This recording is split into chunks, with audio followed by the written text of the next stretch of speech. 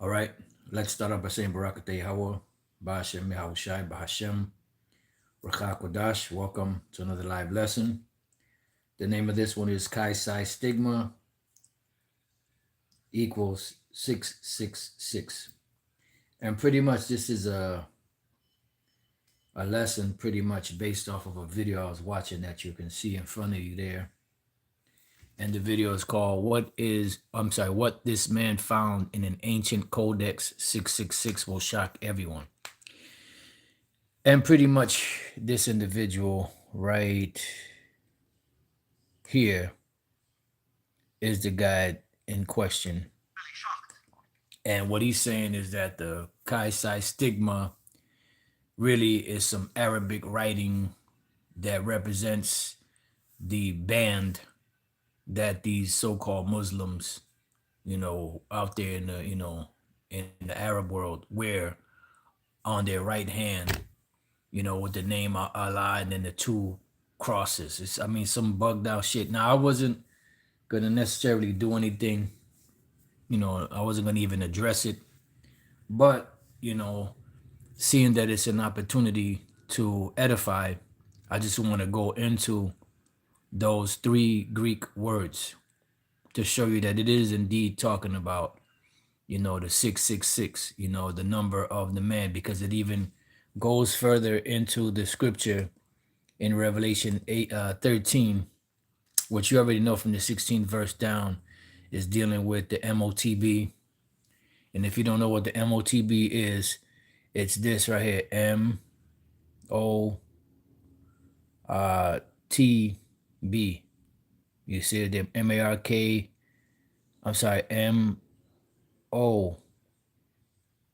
MOTB, mark of the beast. Okay, and then it says here, what, or the number of his name, because his number also encapsulates the 666. That's all a part of it. And that system that's being put in place is so no one will be able to function outside of this system unless they have this device in their hand. All right. So when we go to the 18th verse, it says, "Here is wisdom, let him that hath understanding count the number of the beast, for it is the number of a man, and his number is 666. And we've gone over this many times. When you go down to that 666, you have three Greek letters here. You have the Chi, Psi, Stigma. All right. Then it says the 22nd, 14th, and an obsolete letter, which they have the word here, stigma. All right. Now, this word stigma, like, it doesn't really break it down here. It just tells you 666, the meaning of which is the basis of much vain speculation. That's vain speculation among those scholarly circles.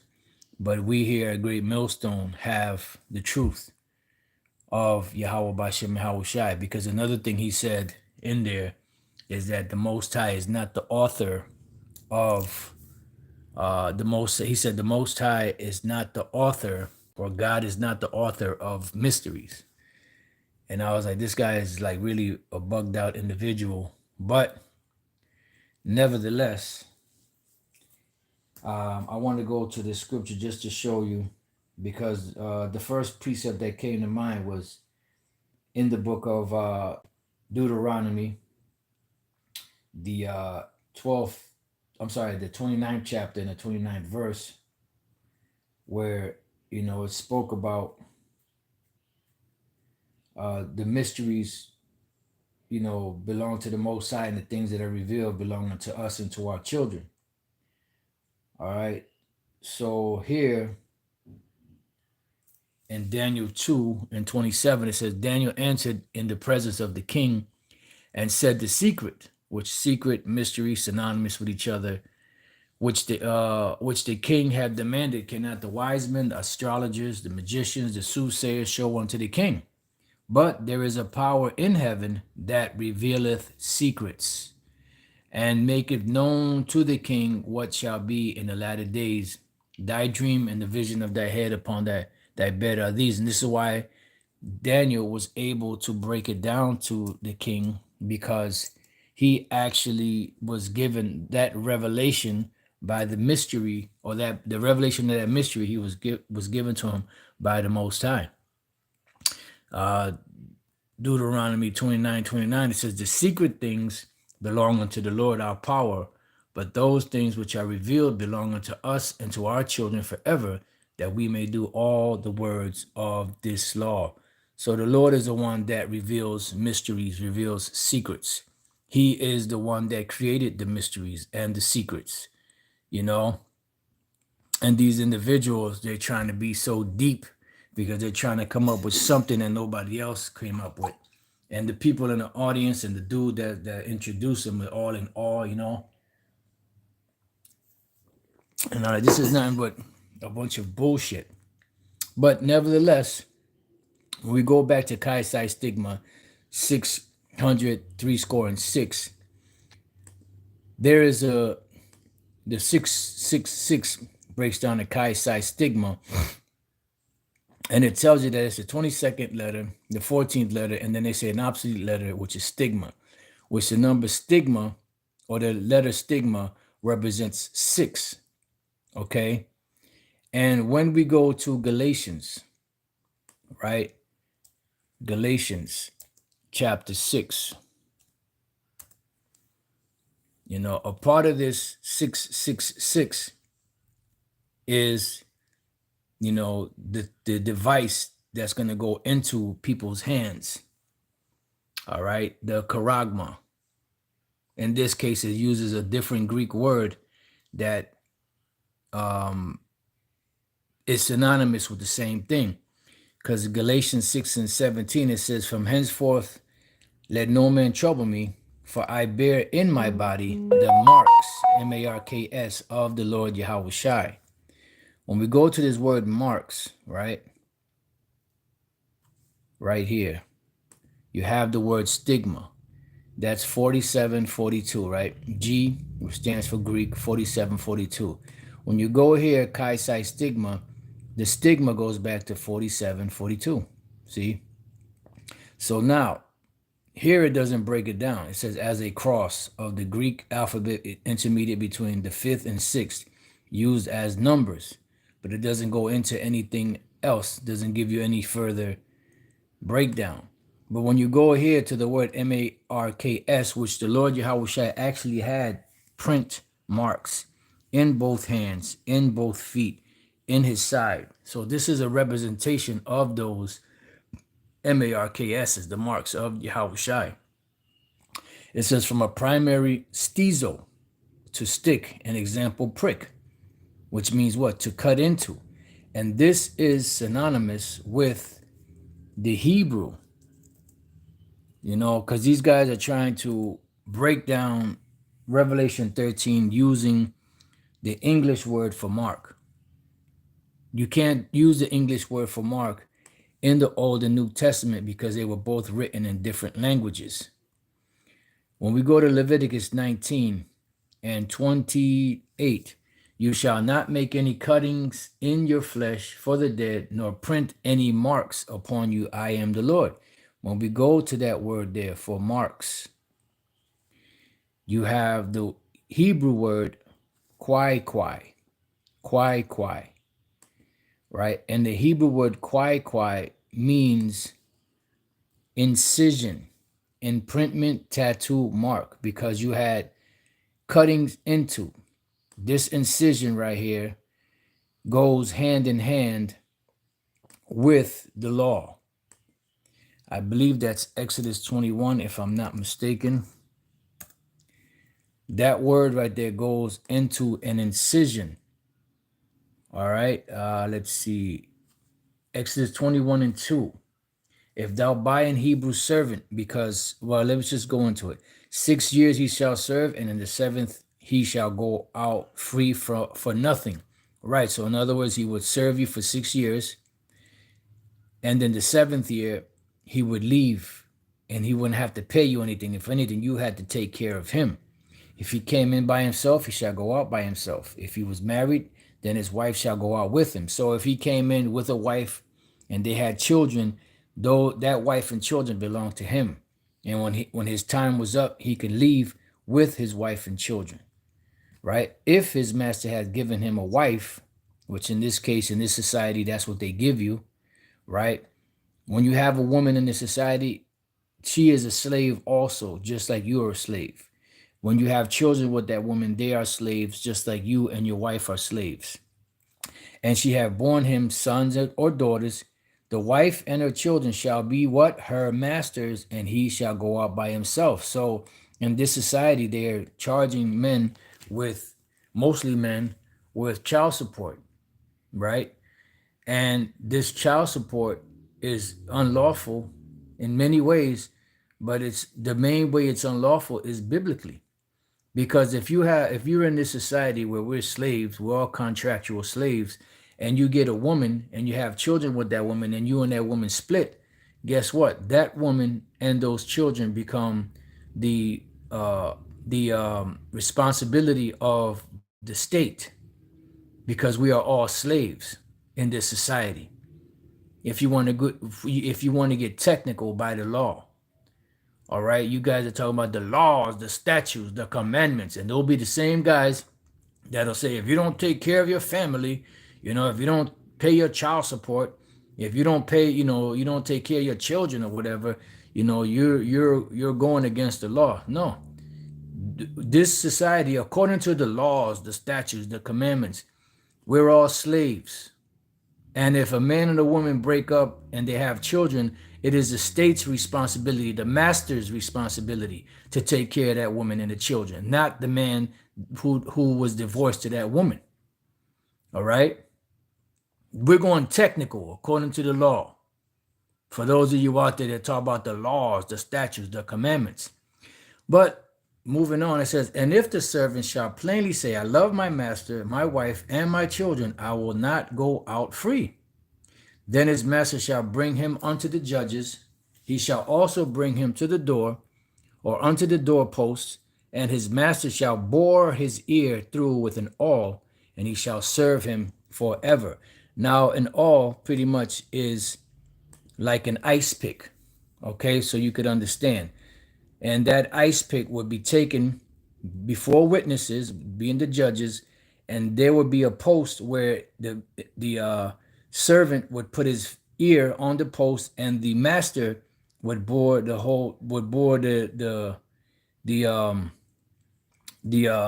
awl through his ear. Now the word for bore, bore,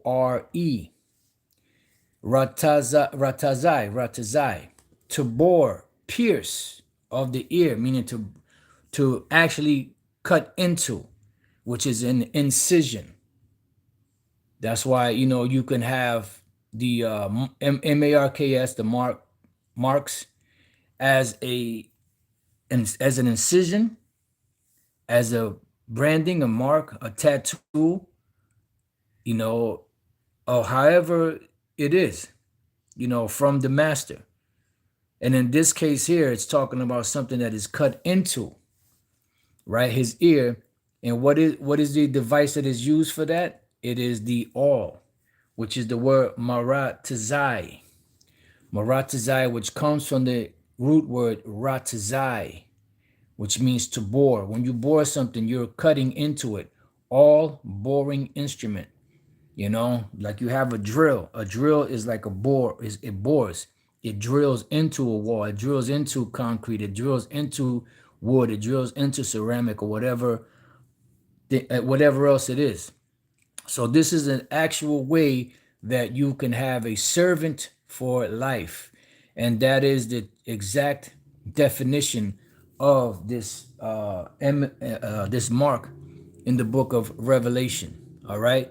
So the Hebrew word for marks in Leviticus 19, where it says you should not print any marks upon you, is the word kwai, which is an incision, imprintment, tattoo, mark. All right. And this Hebrew word here is synonymous with the Greek words stigma or charagma. Now, the word for stigma, which in Galatians 6:17 is the word marks, right? Goes into for a primary from a primary stizo to stick, an example, prick. When we go to the definition, it says a mark pricked in or branded upon the body. It says to ancient Oriental usage, because this is a practice that is practiced in the East, and they brought it over here to the West by way of this new device that they plan on putting into people, which is the MOTB, the micro C-hip. It says slaves and soldiers bore the name or the stamp of their master or commander, branded or pricked, cut into their bodies to indicate what master or general they belong to. So this device that they're going to put into people, right? This MOTB, which is this micro C hip that they plan on putting into people, is going to be a sign as to what master this individual belongs to.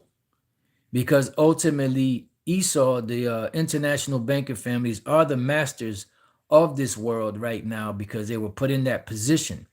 And they want to mark all of their slaves to get the most out of them, to track them, to control them. All right? It says, and there were even some devotees who stamped themselves in this way with the token of their gods. And when you look down further in Strong's definition, it says from a primary stizo to stick, an example, prick, a mark incised or punched for recognition of ownership. It says an example, figuratively, scar of service, mark. Right. And when you go back to Revelation, right, the 13th chapter, which we're going to go to this back here to the word mark in the 16th and 17th verses, right? Let's go to the 16th verse, right? Let's look up the word mark. It's the word charagma, right? And that word charagma has different root words, but this word charagma, right? It says a stamp, an imprintment, an imprinted mark of the mark stamped on the forehead or the right hand as the badge of the followers of the anti-Messiah. Okay? It could be used as a branding that you burn into horses or any property that you have. You can carve sculptures with it, idolatrous images, as it says here, like in the book of Acts, the 17th chapter, right? But in this case, it's something that's going to be put into someone, whether it's in their hand or their forehead, to represent the emblem or the sign that this particular person or this particular servant is taken and who they belong to. All right, that's what this is all about. All right, so this Xi Stigma does not represent in the book of Revelation 13 and 18. Here is wisdom, let him that hath understanding count the number of the beast, for it is the number of a man, and his number is 603 score and six. And this represents the last six represents something that's going to be put into someone as a badge of servitude to the international banking families. All right, it has nothing to do with that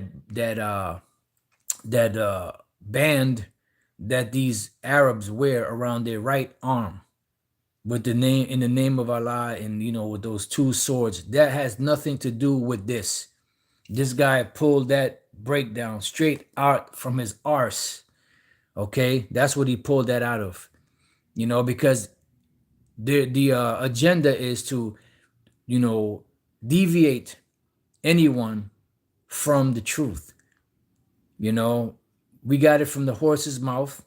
Aaron Russo, when he had that interview with Alex Jones, which he actually met Nick Rockefeller, which they say he doesn't exist now. How convenient. That the ultimate goal is to put that incision called the MOTB micro C hip into people for total control of everyone's soul. Okay? And that's what they plan on doing. So this guy pulled that right out of his ass. And the Most High is the author of secrets, the author of mysteries. This guy talking about the Most High is not the author of secrets. You know, it's like,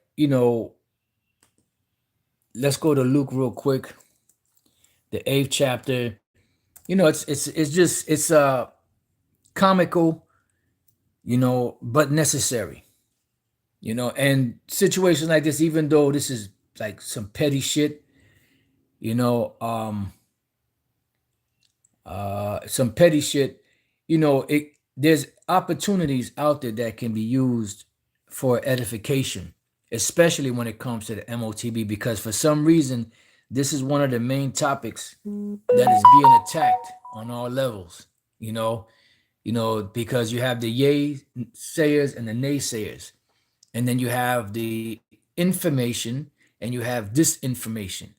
You have those that are breaking it down correctly, like us at Great Millstone, and those that are breaking it down incorrectly, be it their ignorance or being the fact that they were paid off to throw people off, to throw the scent off of the path, to the so-called new excuse me, so-called new world order. You know, this is Luke chapter 8, verse 17. For nothing is secret that shall not be made manifest, neither anything hid that shall not be known and come abroad. And the Lord Yahweh, Bahashem Yahushai, is the one that is making these secrets to be known, and broken down and noised abroad. The book of Colossians, chapter 1, verse 25, says, whereof I am made a minister, according to the dispensation of the Most High, which is given to me for you to fulfill the word of the Most High. The mystery. All right? It says, even the mystery, which has been hid from ages and from generations, but now is made manifest to his saints. Because it's the Most High that reveals these secrets and these mysteries, because he's the one that created them, and he reveals them in due time. When we go to Amos chapter 3, it says in verse 7, it says, surely the Lord power will do nothing, but he revealeth his secret or his mysteries unto unto his servants the prophets. So it's the Most High that's revealing these mysteries. Back in Colossians 1:26, even the mystery which had been hid from ages and from generations, but now is made manifest to his saints, to whom the Most High will make known what is the riches of the glory of this mystery among the Gentiles, because you had Israelites scattered among them that were to be brought back out and reconciled, be brought back to the good graces of the Most High Yahweh by the sacrifice of Yahushai, which is Yahushai in you, the hope of glory. This was one mystery, but there are many mysteries in the scriptures. All right? You could call it mysteries, you could call it secrets, you could call it riddles, you could call it parables, but at the end of the day, it's all the same thing. And they're all created by the Most High, and he reveals it in due time to his servants, the prophets, that would also in turn reveal it to others of the elect in this time. All right, I see some brothers put up some precepts, the elders. Let me go to the one I just read that one. So let me go to the one that the elder Menatazakba put up. Matthew 13:11. He answered and said unto them, because it is given unto you to know the mysteries of the kingdom of heaven, but to them it is not given. So if something is a mystery, somebody created that mystery. So who is the creator of the mystery? The Most High Yahweh. And this guy's talking about, no, that's not it. God is not the author of mysteries. Then who's the author of mysteries? The brother Hawaii. Oh, they both put the same precept up. Okay, beautiful. Then the brother Bayan Yasha'Allah, Matthew 13:16. But blessed are your eyes, for they see, and your ears, for they hear. Right. Why? Because the Lord opened up our minds to hear them. That's the only reason why we can hear and see. 1 Corinthians 2:12, the brother Azan. Now we have received not the spirit of the world, but the spirit which is of the Most High, that we might know the things that are freely given to us of the Most High. We got to understand, We didn't pay for this. This is something that was freely given to us. This is a great honor to have this great knowledge revealed to us, you know? Because, honestly, I don't feel like I deserve, to this mystery to be revealed to me, but it's not up to me. And that's the point. I didn't choose to wake up to this truth. I didn't choose to accept the Most High and Yahweh Shai.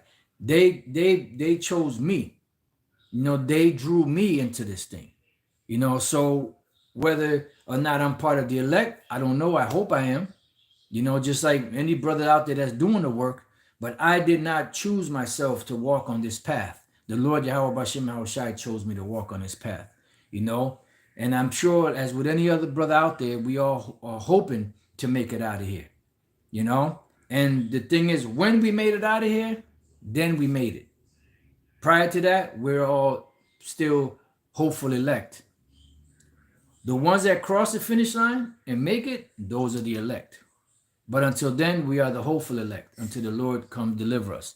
So St. John 14:16, and I will pray the Father, and he shall give you another comforter, that he may abide with you forever, even the Spirit of truth, whom the world cannot receive, because it seeth him not, neither knoweth him.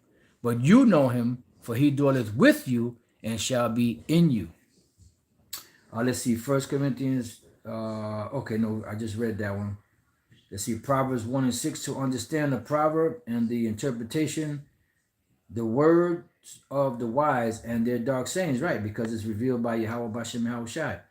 Ecclesiasticus 3:19, many are in high places and of renown, but mysteries are revealed unto the meek. Beautiful. And there's one, I believe that's in Psalms, the 25th chapter, if I'm not mistaken, where it speaks about the Lord revealing the secrets unto the meek. Ephesians 1:9, having made known unto us the mystery of his will, according to his good pleasure, which he had purposed in himself. Hey, man, that's heavy, because you got to remember, all of this stuff that's being revealed to us is all done for the glorification of Yahweh Bashem Yahushai. That's why Yahushai said it best. I thank thee, Father, for thou hast hid this from the wise and prudent, and hast revealed it unto babes. You revealed it to those that are insignificant in this world. 2 Ezra 1:37, I take to witness the grace of the people to come, whose little ones rejoice in gladness, and though they have not seen me with bodily eyes, yet in spirit they believe the thing that I say. Beautiful. 2 Ezra 8:62, these things have I not showed unto all men, but unto thee and a few like thee. Beautiful. Beautiful. He got it right there, the brother. Psalms 25:14. The secret of the Lord is with them that fear him, and he will show them his covenant. Beautiful, beautiful. St. John 15:16. You have not chosen me, but I have chosen you and ordained you that you should go and bring forth fruit, and that your fruit should remain, that whatsoever you shall ask of the Father in my name, he will give it to you. I believe that's the rest of the quote. 2 Ezra 12:36, thou only hast been meet to know the secret of the highest. Therefore write all these things that thou hast seen in a book and hide them. St. John 15:16, my name he may give it you. Right, so that was the rest of it. Let's see, 2 Ezra 12:38, and teach them to the wise of the people, whose hearts thou knowest, may comprehend and keep these secrets. Beautiful, beautiful. Barak Tehal Bashem Yahushai. The water to you, brothers, for all them beautiful precepts, man. So this is it right here. The name of the page is Kingdom Covenant. It's called What This Man Found in an Ancient Codex 666 Will Shock Everyone. And man, trust me and believe me when I tell you, it's some like a hot pile of bullshit with steam coming out and peanuts sticking out of it. So, if you want to waste your time to watch this, it's only like almost 8 minutes long, but the video itself is probably not even 4 minutes long, like as far as what he goes into, which is nonsense. See, he's saying that the original text was Arabic, and he's saying that that the Chi Psi Stigma was really, the band that they wear around their right arm, the dextrose, or however the word went, and how it says in the name of Allah, and then the two swords. So it's some madness, but nevertheless, I saw an opportunity to edify, especially on something like this, because there's a lot of disinformation out there, and it's always good to go into prophecy and things that pertain to prophecy to edify. So with that, I pray that you brothers and few sisters have been edified. And to water, once again to you brothers, elders, for proposing those precepts. It really helps a lot. Yeah, Yabashim Shai Thumb to you sincere brothers out there. A big shalom, big honors to you brothers out there that's doing the work, that's out there in the trenches, fighting, the good fight of faith, and shalom to the few sisters that still watching that are faithful to Yahweh Bashem Yahweh Shai. Shalom.